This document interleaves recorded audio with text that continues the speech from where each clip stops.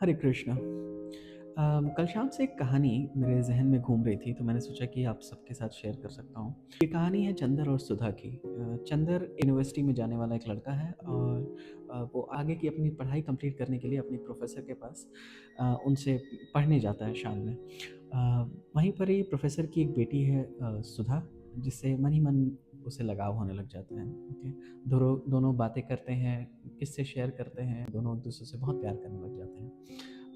पर बहुत ही अनकहे मिज़ाज में, जो कि आम तौर पे पुराने ज़माने में होता था, ना सुधा ने कभी अपने दिल की बात कही, ना चंदर ने अपने प्यार का कभी इज़हार किया। लेकिन जैसा होनी को हमेशा मंज़ूर होता है, वैसा ही हुआ और चंदर को ये बहुत देर के बाद ही सही, लेकिन एहसास हो गया कि वो एक छोटी जाति से आता है और इस वजह से सुधा और वो कभी भी एक साथ नहीं हो रह पाएँगे।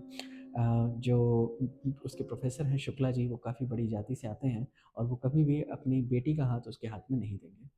ये बात उसे समझ में आई, तो उसने खुद ही सुधा से ये कह दिया कि तुम्हें अपने पिता के पसंद किए हुए लड़के से शादी कर लेनी चाहिए।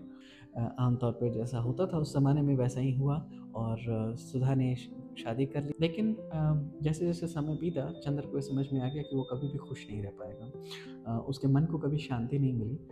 उसने जिस लड़की से शादी की, वो दिल से उसे एक्सेप्ट नहीं कर पाया। ये कहानी 1949 में धर्मवीर भारती की उपजाऊ कलम से निकली एक उपन्यास, जिसका शीर्षक था गुनाहों का देवता। उसकी एक छोटी-सी झलक मात्र है। मैं यहाँ पर ये नहीं बताने आया कि वो कितनी अच्छी कहानी है, परंतु जो बात मुझे आज समझ में आ रही है, मुझे लगता है कि मुझे सबके साथ साझा करनी चाहिए। ये कहानी 2 प्यार करने वालों के बीच अजीब तरह की जो कशमकश, जो समाज, रिवाज़, कुरीतियाँ, नियम, कानून, क्या सही है, क्या गलत है, अपने पिता की इज़्ज़त, अपने घर परिवार वालों के बारे में सोचना, उन सब को दर्शाती है। लेकिन एक चीज़ जो जिसने मुझे हमेशा से परेशान किया है, जब से मैंने इस नॉवल को पढ़ा था, मैं इसके बारे में यही सोचता रहता था कि इसका टाइटल, इसका शीर्षक गुनाहों का देवता क्या है? मतलब कोई किसी के गुनाहों का देवता कैसे हो सकता है? क्या मतलब होता है इस टाइटल का, गुनाहों का देवता? पर आज जब इसके बारे में सोचता हूँ तो समझ में आता है कि इस कहानी में असल गुनाहों का देवता कोई और नहीं, बस चंदर था। क्योंकि उसने सुधा के लिए एक ऐसा ऐसा फ़ैसला किया, या उसकी क्या मर्ज़ी है, उसने कभी सुधा से नहीं पूछा। उसने बस सुधा को ये बतला दिया कि ये तुम्हारे लिए अच्छा होगा, अपने पिता के कहे लड़के से शादी कर लेना, ये तुम्हारे लिए भला होगा, ये तुम्हारे लिए अच्छा होगा। और सुधा अपनी बात कभी खुल के कह नहीं पाई। लोग भले ही मान सकते हैं कि ये एक लव स्टोरी थी, पर मेरी नज़र में this was a story of a psychological abuse. It was also depicting another side of human being, जिसे कहते हैं मॉरल ग्रैंड स्टैंडिंग। मतलब कि एक इंसान आपके लिए ही आपके फैसले ले लेता है, ये कहते हुए कि मैं जो भी कर रहा हूँ तुम्हारे लिए कर रहा हूँ, तुम्हारे भले के लिए कर रहा हूँ। मैंने तुम्हारे लिए इतना सैक्रिफाइस कर दिया। ये एक तरह से आपके ऊपर एक साइकोलॉजिकल प्रेशर, एक मॉरल ऑब्लिगेशन क्रिएट करता है कि आप उनकी बात मानें। आपके अंदर एक तरह का गिल्ट तैयार कर देता है कि आप उनकी बात सुनें, समझें और वही करें जो वो कह रहे हैं। इसीलिए इस कहानी में जो असल गुनाहों का देवता है वो चंदर था। कभी-कभार covert narcissism with moral virtue भी कहा जाता है, जिसमें कि एक इंसान आपके लिए ही सारे फैसले लेना चाहता है। साथ ही साथ वो ये दिखाना भी चाहता है कि वो आपके लिए बहुत कुछ कर रहा है। तो उसके लिए ये ज़रूरी नहीं है कि आपके लिए जो अच्छा है, जो सही है, वो ये करे, परंतु ज़रूरी उसके लिए ये हो जाता है कि वो दुनिया में सबको अच्छा करते हुए दिखे। इनफैक्ट वो अगर ना भी दिखे, तो उस सैक्रिफाइस, उस बलिदान से, या फिर उस काम को करके उसको कहीं न कहीं एक मॉरल मॉरल सुपीरियॉरिटी महसूस होती है कि वो बाकियों से, या फिर कुछ ऐसे लोगों से अच्छा है जो कि दूसरों के लिए सैक्रिफाइस नहीं कर रहे होते। उसके लिए ये कतई ज़रूरी नहीं होता है कि वो आपका भला हो, या फिर उस फैसले से में आपकी मर्ज़ी हो या ना हो। उसके लिए बहुत ज़रूरी होता है कि वो इस मॉरल सुपीरियॉरिटी की फीलिंग को महसूस कर पाए। वो हमेशा अपने आप को बलिदान करने वाले के तौर पे दिखा पाए। सो ये इस कहानी में ये एस्पेक्ट भी बहुत ज़रूरी था, जो आज मुझे समझ में आता है।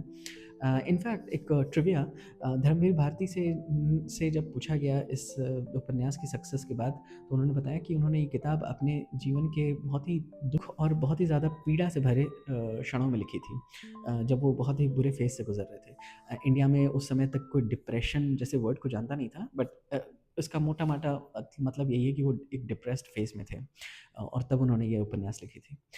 इट्स वेरी आयरॉनिकल कि एक डिप्रेस्ड फेज़ में लिखी हुई किताब एक लव स्टोरी के तौर पे बहुत फ़ेमस हो जाती है।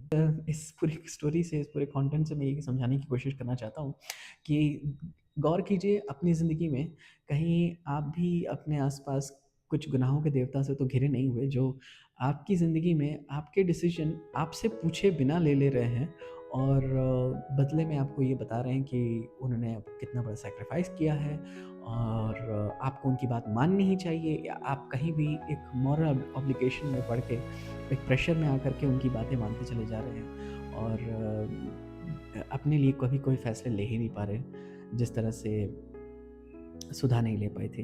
इस कहानी का अंत बहुत ही दर्दनाक हुआ था। सुधा अंत तक चंदर को भुला नहीं पाई।